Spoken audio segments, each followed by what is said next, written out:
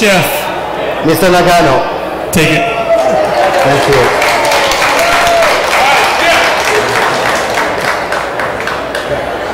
Something wrong already.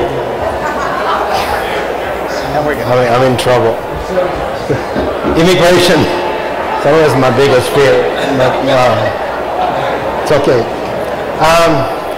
Yes, so good afternoon, and thank you for sitting down here today. It's the second year we've been invited. It's a wonderful event. I'm so glad the air conditioner doesn't work. Our bodies are back to what it's supposed to do. So anyway, today I will not show you or demonstrate a recipe how to cook a dish. We're here for a reason. It's for sustainable seafood.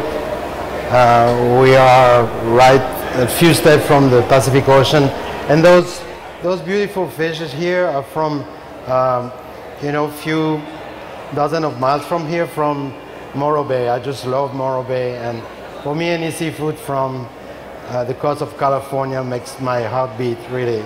I just love, I feel so related to it. It's fresh. Those eyes are so shiny, so good. So what I'm going to do, I'm going to show it how to fillet. Because I really believe that it's a lot better to go to the fishmonger or to the store where we can get your fish and get the whole fish. And either you cook a whole or you fillet it or cut steaks, but then you're left with a beautiful head and bones, and you can make soup and sauce. And it's just wonderful. It's not just the fillet or the steak that's important. It's what you can do with the rest of the fish. And it's like when we process pork, pigs, we use everything from the snout to the tail. It's the same thing with fish. It shouldn't be different. So here we have, it's not spicy, but it's called chili pepper rockfish.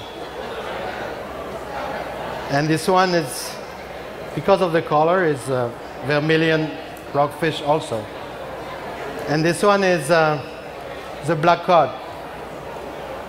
So this black cod I will cut steaks so you can have a different presentation. And these two I will just fillet. So it's not very difficult to fillet a fish.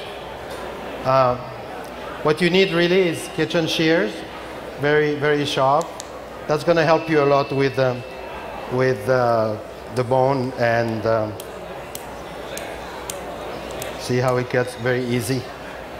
And then once you have your fillet, you can take some of the bones out so nobody will choke on it. Just, it's easier, and it's nice to see your guests just enjoying the fish without having to reach into the mouth and they don't know what to do with it. So yeah, so for me, what I like to do first, when I get the fish at the fishmonger, I really look for the eye. It's got to be shiny. It's got to smile at me. Once it smiles at me, I just knock, and I open the gill, and I look at the gill. It got to be like very purple, beautiful, sharp color, and then smell the ocean. It's not the fish that you smell; it's really the ocean, and it tells you how fresh it is. So those three elements are very important when you buy a fish. And then you touch it. It's got to be firm. You know, you do a little bit of a massage, but it feels really good, and you know that it's fresh. After that, one of us has to. That's the food chain, right? So I'll have to cut it and eat it. So you want me to move? Yeah, they can see a little better on the camera. Just move over. So let me move a little bit here. You want me to put it more on this side? This way. This way? Is that a little better? The better? Yeah. Thank you. I'll have to remember, keep that in mind, because after a few strokes, the fish is going to be here. So, but anyway, so once I've done that, I'm so excited. I don't know how long I have. Is it 2 hours or? So what I do, I take this first one here. I lift it up, and then I cut right behind it, and I cut at angle. So I'm not gonna lose any meat. Then I cut on this. I turn it. Do the same thing here, and then I just. And what's important before we start anything, I'm moving already, is to make sure that your knife and your shears are very sharp. See, this is beautiful for soup. Wow, this is just awesome.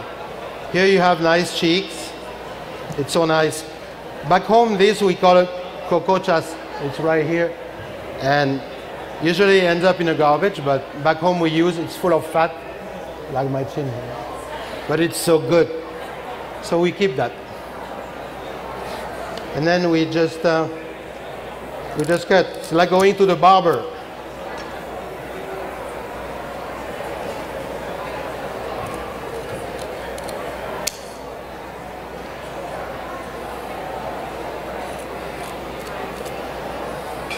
I learned something today though. One of my assistants say, I hope you break your legs. I never heard that expression before. So I said, well, thank you. Now I'm all paranoid. She said, no, it means good luck. I said, are you sure? So I don't know if she jinxed me or something, but. So here it is. So we all have this piece here. So we just open it, cut it.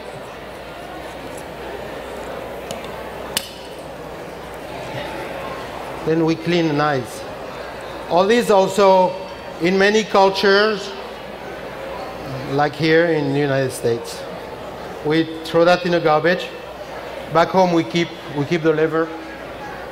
It's so good. But other way, you just clean up everything. You rinse in the water, take the blood out. You have a beautiful, because of water conservation, I don't have a tap here, but you understand. So it's nice and clean. And then you know that you have the bone, central bone that just goes all the way to the tail. And all you have to do is make a small incision on top. And then you follow it. You just let the blade go, walk gently. So nice. You just follow the bone, and then you end up having a great fillet.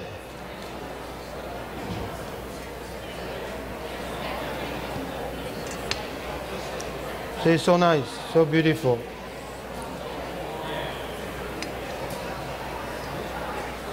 So it's just so beautiful.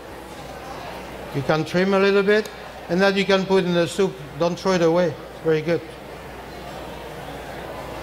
If you want, what's really nice when you cook your fish, as you pan fry, if you want to pan fry it, but that color is going to become even brighter. It's going to look so beautiful.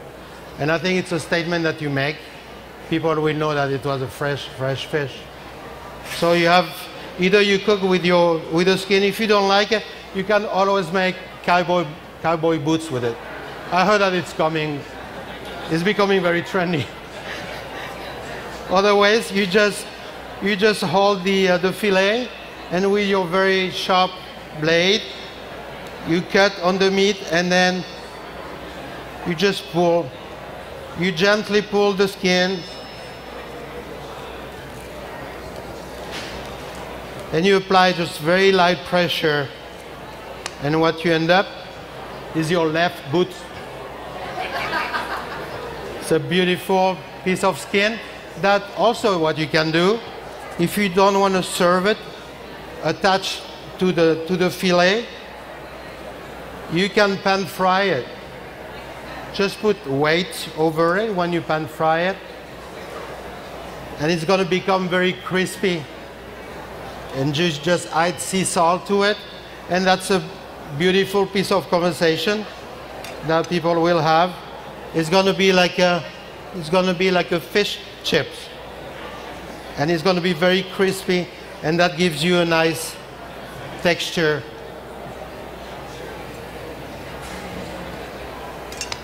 It's very easy. And I was talking earlier about the bones. So all you have to do is from the top where the head was to the tail, just let your finger do the talking. No more yellow pages, but it's, I can feel the bones. So I'll get my pliers. Usually it's tweezers, but it sounds more macho. And I lost them. See, that's the price I have to pay for it. And then I just pull, see, I just pull the bone with it. It's very easy. You keep on moving your finger on, and you keep on getting the bones. And you do that until you don't feel any bone anymore. And you know that if you have young kids or your friends, they will not choke, and your fish is going to be a delight. So you see, it's pretty easy. And then you do the same with this side of the fish. You just flip it over, you know. But this time I take it, oops, I moved. I'm just going to make an incision here. And I'm going to follow the same way I'm going to follow the bone.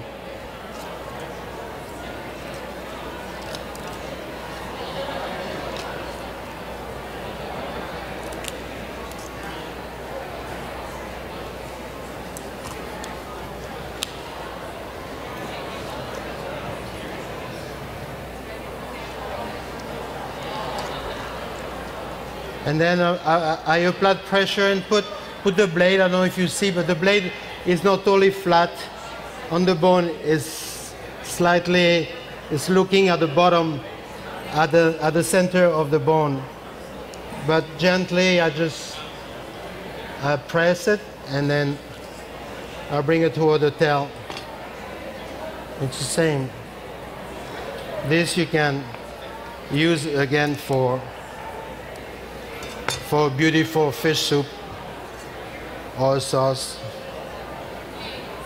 So you don't need to buy those fish stock. Just buy the whole fish, and then you'll have everything. Then you have control of the sodium content, and also you can put a lot of vegetables. You can cook it very gently, skim it. You know, you have a beautiful stock, and then you strain it, and then you reduce it. Try it. You can feel the ocean, you taste it. And it can be a very simple base for a sauce. So, you know, this is it. I do the same thing. I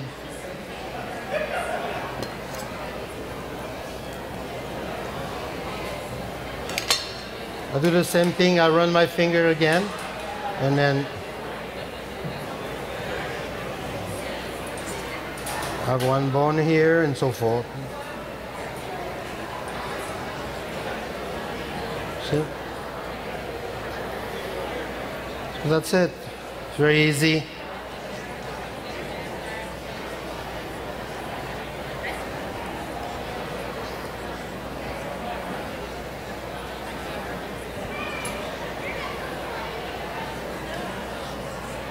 Next we want to have a sashimi. It's so fresh.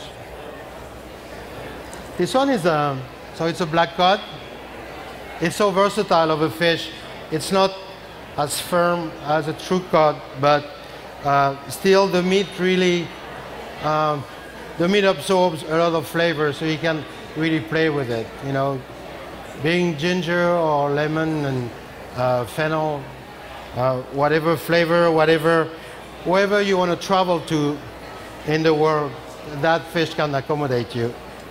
So, but pretty much it's the same thing. I'll take this and then I cut at angle toward the heads.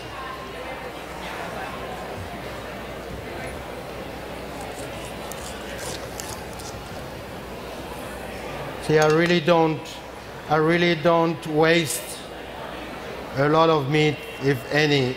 It's the bone here. This is beautiful. You can even the true cod, I mean the black cod, but you can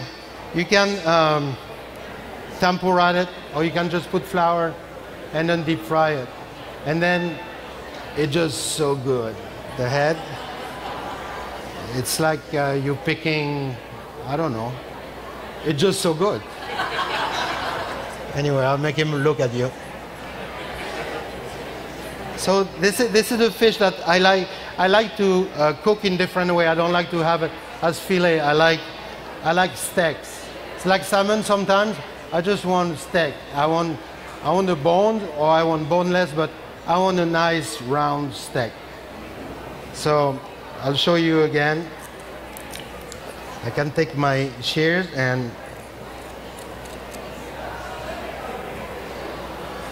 look it.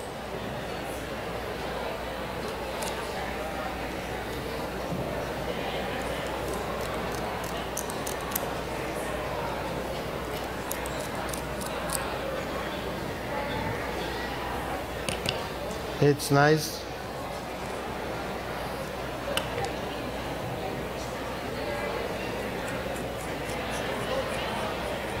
It's very easy to cut. Everything comes. Ah.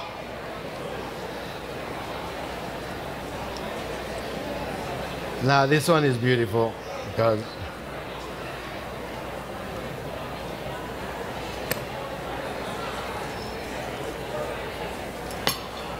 oh yeah, I forgot.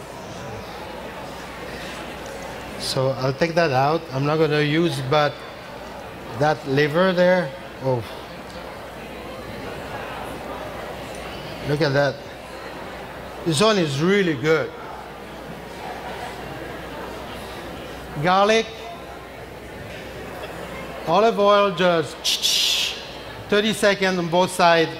I cut it, I put on crostini, I'm in heaven. Really, I love it. I wouldn't do that every day because it's very rich and sometimes has some things that are not so good in it, but every once in a while, it's like everything, right? Even if you eat too much garlic, it's not good for you. And it's the same thing. So every once in a while you have that liver, you know, indulge, make yourself happy. Right? And then okay. So once again, I put it through the water, I clean it, and then I just make steaks.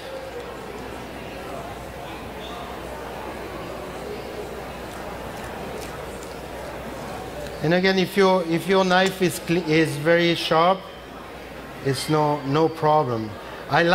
For me, I like to cook it. So if I want to marinate, I will marinate, and then I'll cook it with the bone. Because the bone is it's like a veal chop or a T-bone steak. The bone will give you the flavor. There is marrow there is gelatin. And if you take the bone out, yeah, it's convenient. But if you are the person organizing the dinner at home, just cook it with a little string. You can keep the steak nice and round, and then 3 minutes on each side, either on the grill or in the fry pan with olive oil or a little bit of chili oil, whatever you would like to have. And then when it's done, I just take the bone and I put it out. I take my pliers and I make sure there is no bone there. So it's slightly undercooked, the bone is gone, but the meat is full of flavor, and you got a beautiful round steak. And your guests will say, wow, how do you do that? Did you eat that fish boneless? No. But it's going to be just so good. Or you can do another thing. You can take the bone out if you want, and then reform it. But the best for me, it keeps the shape, and the flavor is distributed all over the meat, and it's just wonderful. So this fish sometimes is a little bit underrated, black cod, but for me, it's one of my best friends, really. It's an easy one to cook with. It really overcooked, unless you start texting. Oh, how do they say that nowadays? I don't know. Anyway, I'm still with smoke signal, so. But unless you get lost with your telephone, you cannot mess it up, you know. And really, it's beautiful. I mean, when you look at how the color, how shiny it is, you know, you almost want to eat it raw. It's true, it's so beautiful. So, really, it's, I don't know how much time, 5 more hours. But either you have a small fish like the chili pepper rockfish, or you have a bigger fish like a grouper or a vermilion fish. It's the same technique always. Make sure you want to get rid of the spine here, because you can poke yourself, and then, you know, there are lots of bacteria in the ocean, and it's like when you poke yourself, if you don't take care of it, it gets infected very quick. So don't take a chance. Just cut it. Get rid of it, and you can use that for your stock. And after that, it's the same thing, you know. Always cut all the fins, open it up, cut your head, and then make your fillet. Don't rush. If you're not used to it, you know, it's okay. You have plenty of time. Just feel the fish and the bone, and it's very, very easy to do so.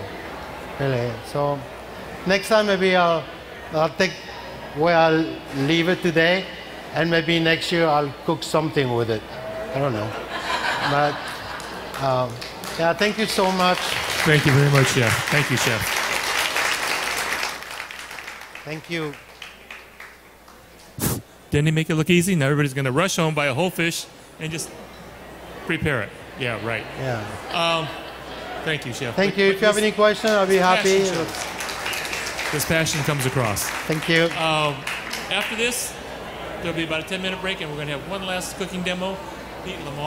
Pete Lamar from Gladstones of Long Beach is going to show you how to shuck an oyster. So now you can cut a fish and you can shuck an oyster. So serve a seafood meal. All right, so come back. Chef, what kind of knife do you use? Sharp. Sharp. What kind of knife do you use? I beg your pardon? What kind of knife do you use? Okay, and really, I'm not trying to make a statement, but this is a Porsche knife.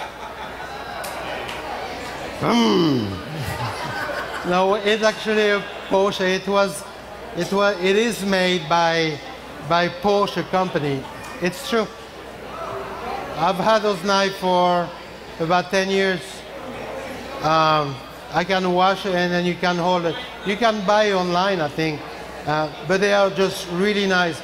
Very light. It's one piece. It's one piece of steel. It's very light. You do have to sharpen. Everyone always.